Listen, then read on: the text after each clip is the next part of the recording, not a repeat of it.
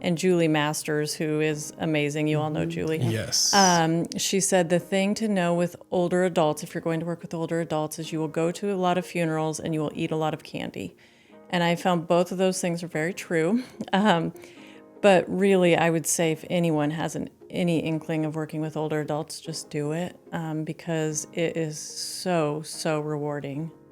Welcome to My Story, Our Mission. Join us as we explore the stories of Immanuel employees, their career paths, passions, and moments that define Immanuel's mission.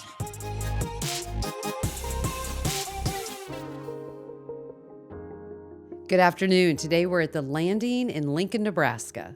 And we are talking to Jeannie Barber. Jeannie, thank you for joining us. Thank you for having me. Yes. So tell us, what role are you in here at Immanuel? I'm the Associate Executive Director at the Landing. And what all does that entail? It entails a lot. So I'm the Executive Director's right-hand person, and so I step in when she's not here and when she is here and step in and support her. I also do all the duties of an executive assistant, so all of the billing and administrative work associated with that. Sounds like a full-time job. It is full-time. What's your favorite part of that role? My favorite part is, well, both the residents and the staff. At the Landing, we are just really, really lucky to have amazing residents and staff that I get to work with every day. And when you started with Immanuel, though, you started in kind of a whole different side of our organization. Tell us a little bit about your path. So I started as the corporate director of sales and was in that role for 3 years. And then COVID hit, and there was a transition with the person who'd been as the life enrichment manager here at the Landing for 20 years or so. She was retiring. And so I saw that position open, and it was more in alignment with my background and right here in Lincoln. And so I made that switch. But you've been working with the senior population for your entire career? My entire career, yes. When I was 17, I started working as a server in a different community in Lincoln. And from that day, I knew that's what I knew I wanted to work with older adults. So I just fell in love with them right away. Do you remember what it was specifically, or when you had that feeling of like, this is going to be a career for me? Because I imagine not many 17-year-olds have that thought process. I'm going to go into senior care. Yeah, I didn't know exactly what I would do with it. I just knew I was drawn to them right away.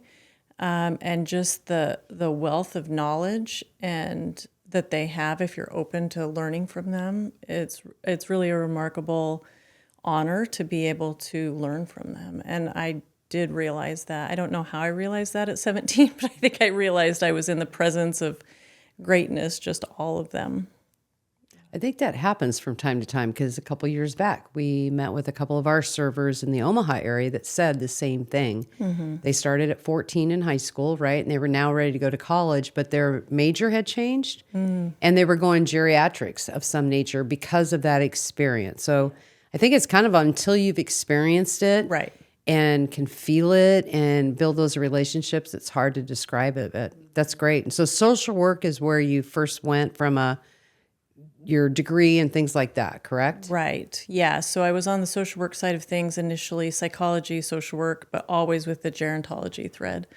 And then, got a master's in social work with my eye on doing therapy for older adults, which I did do for a while. Do you find having that social worker background and basis helps you in the role that you're in and able to connect with the various positions and departments that we have here at Immanuel? Yeah, I think it is a huge help. And Carol just said that the other day. We were meeting with a family, and they're going through some hard things that they've never had to deal with before. And I didn't realize that my social work hat had been put on. I didn't realize that until afterwards. And Carol was like, wow, it's really fun to see you in that moment because your social worker comes out. And I don't realize probably day to day how much I draw on it, but I definitely do draw on it.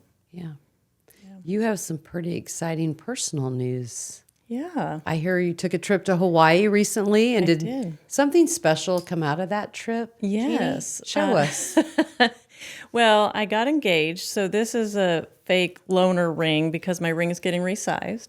Congratulations. Yeah, yes. congratulations. Yeah. So I was in Hawaii with my whole family, my sister and brother and their families, and my son and my now fiance. And we went to a luau, and then afterwards he popped the question. So here we are. Congratulations. Thank you. But you're going to stay in Lincoln, right? Stay in Lincoln. Okay, just checking. Was it fun coming back and sharing that news? I imagine you probably had some residents that were interested. I didn't initially say anything, but yeah, it was fun coming back. It wasn't necessarily fun coming back to the cold weather from Kauai, but Fair enough, yeah. it was fun coming back and sharing the news. And I guess they announced it the other day at the sewing group, so then I had people coming out to ask me about it. So It's kind of like having two families, right? They, we care for them too, but they are very invested in us too. And I think that's great. yeah, and one of the staff, he said to me, he's like, well, I've never even met this guy. Like, I feel like he's going to have to come in and go through an interview process. And he said, I think we should have Colby put him through his paces and do a little background check. And I mean, he would love that actually, but That is funny. so it's like, I said, well, he did ask my dad. And he's like, well, that's not the same. He needed to ask all of us. Right. Yeah.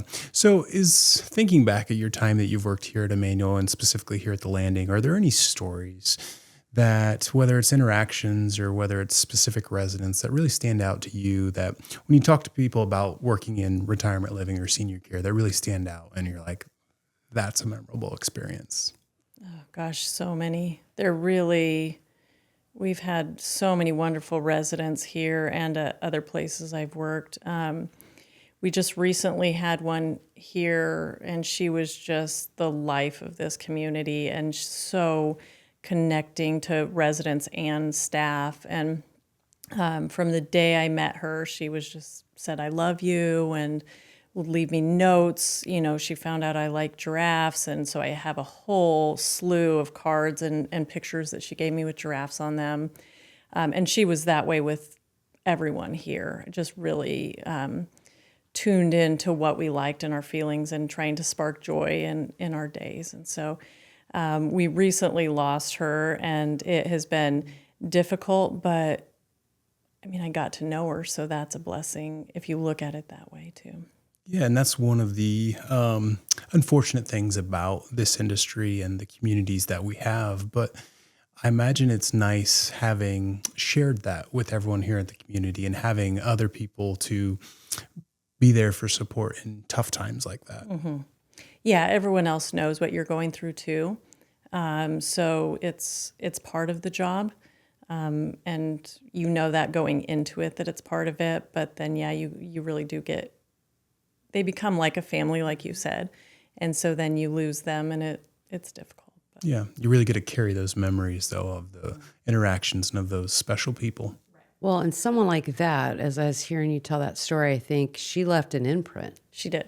And I think oftentimes when we have someone like that in our lives, you're like, I want to be a little bit more like that. Right. So that makes us maybe a little bit more sensitive to, hey, I know Jeannie likes giraffes, and I saw this giraffe thing. I'm just going to grab it, right? Yeah. Just those little things that matter so much. Right. So it's a two-way road that we're traveling, them touching us as much as us touching them, right? Definitely. Yes. Yeah, that's definitely true. Wonderful. And then if you were talking to someone, now I know most of your career you've worked in the senior, working with seniors, but not everybody, most of us didn't just say, hey, we're going to follow a career into the senior world, right? Some of us weren't as wise at 17 Yeah, years old. exactly.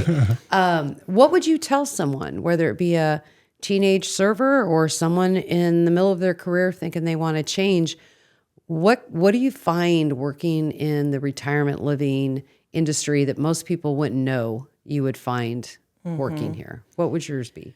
I would say, well, one thing that sticks out is because one of the first classes I took, once I knew I wanted to work with older adults, and I pursued the gerontology track. I was when I went to college, and Julie Masters, who is amazing, you all know Julie. Yes. She said the thing to know with older adults, if you're going to work with older adults, is you will go to a lot of funerals and you will eat a lot of candy.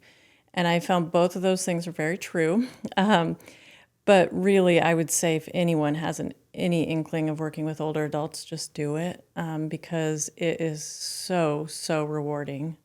And lots of candy, too. So it's both. But really, I mean, there's the sad side, there's the difficult side. but I always saw it as an honor, the same way that to be asked to be in the room when someone is giving birth would be such an unimaginable honor. And we get that honor to get to companion people as they're going through the other stage of life, of the end of their lives. Sometimes we get earlier, more joyful stages too, but it's all just such an honor to help them through it. Beautiful.